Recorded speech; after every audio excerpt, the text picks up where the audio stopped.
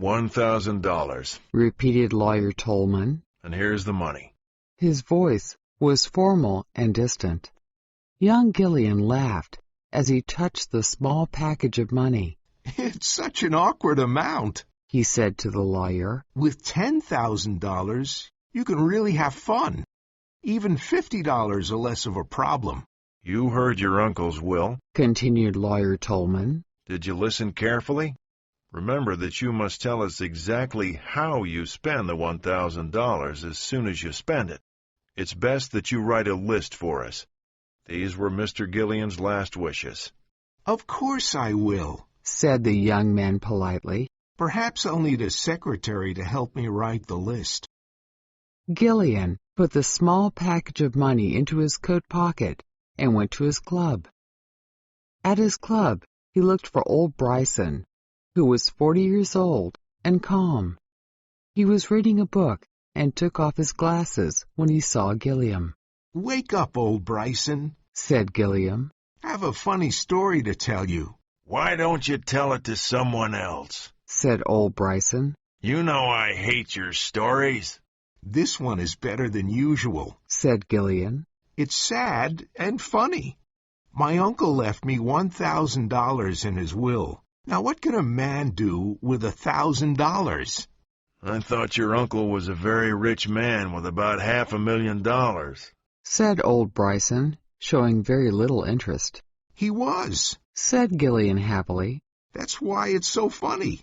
He left one part of his money to the scientist who will discover a new germ, and the other part to build a hospital that will destroy the germ. Then the butler and the housekeeper got a special ring and $10 each, and I got $1,000. You have plenty of money to spend, said old Bryson. Oh, yes, plenty, said Gillian. My uncle was very generous with me. Are there any other heirs? Asked old Bryson. None, except for Miss Hayden, a ward of my uncle who lived in his house.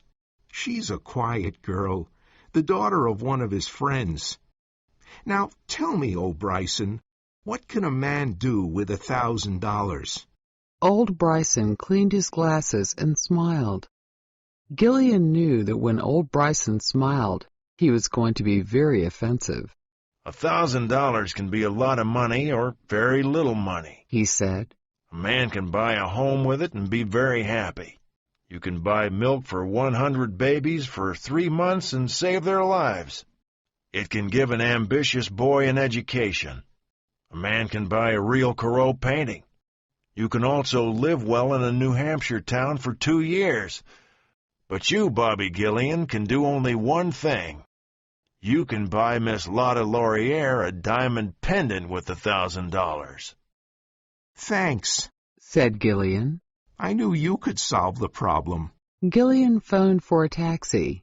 He said to the driver, Please take me to the Columbine Theater. Miss Lotta Laurier was getting ready for her performance. When she saw Gillian, she said, What is it, Bobby? I have a performance in 2 minutes. This won't take 2 minutes. Would you like a little pendant? I can spend $1,000 on it. Oh, all right, said Miss Laurier. Where is my hat? Bobby, did you see the necklace Della Stacy was wearing the other night? It cost $2,200 at Tiffany's. But, all right. Miss Laurier, you're on stage in a minute, cried the manager of the theater. Gillian returned to his taxi. What can a man do with $1,000? He asked the driver. Open a saloon, said the driver immediately.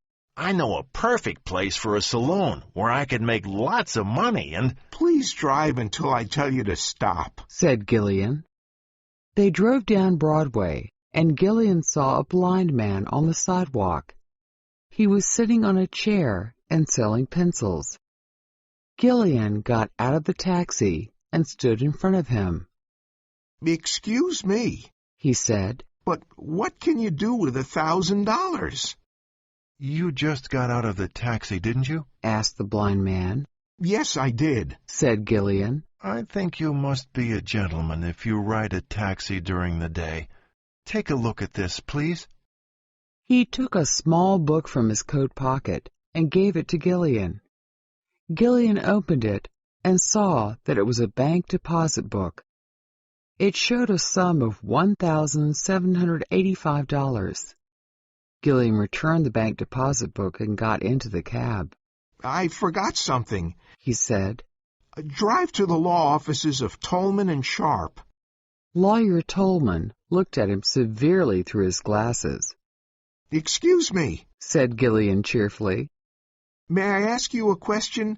Did my uncle leave Miss Hayden anything besides the ring and the $10? Nothing, said Mr. Tolman.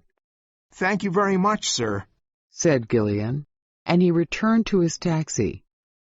He gave the driver the address of his late uncle's home. Miss Hayden was writing letters in the library. She was small and thin, and she wore black clothes, but she had lovely eyes. Gillian entered and said, I was at the lawyer's office, and he found an additional clause to my uncle's will. It seems that he left you $1,000. Mr. Tolman asked me to bring you this money. Here it is. Please count it to see if it's right. Gillian put the money near her hand on the desk. Miss Hayden's face turned white. Oh, she said, and again. Oh! Gillian turned and looked out of the window. I think you know that I love you, Gillian said. I am sorry, said Miss Hayden, taking her money. Then there is no hope? Asked Gillian. I am sorry, she said again. May I write a note? Asked Gillian with a smile. He sat down at the big library table. She gave him some paper and a pen. Gillian wrote, Paid by Robert Gillian. $1,000 to the best and dearest woman in the world, for all the happiness she brings to people. Gillian put his note into an envelope and went away.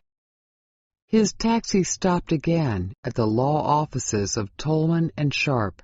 I spent $1,000, he said happily, and I am here to tell you exactly how I spent them. He threw the white envelope on the lawyer's table. Mr. Tolman did not touch the envelope and went to a door and called his partner, Mr. Sharp. Together, they opened the big safe. They took out a large envelope and slowly opened it. Mr. Gillian, Mr. Tolman said, formally. There is a codicil to your uncle's will. He gave it to us privately. It can be opened only after you spend the $1,000. This is what it says. Dear Robert, spend the $1,000 wisely and carefully, and you will receive $50,000 in bonds. Spend the money carelessly and foolishly, as you did in the past, and the $50,000 in bonds will go to Miriam Hayden, my ward. Your uncle, Septimus Gillian. Now, Mr. Sharp and I will examine your note and then decide. Mr. Tolman put out his hand to take the note, but Gillian was quicker. He took it and tore it into little pieces and put them in his pocket. Oh, it's all right, he said, smiling. I don't want to disturb you with this. I lost $1,000 at the horse races. Good day to you, gentlemen. Tolman and Sharp looked at each other and shook their heads. Gillian left and whistled happily as he waited for the elevator.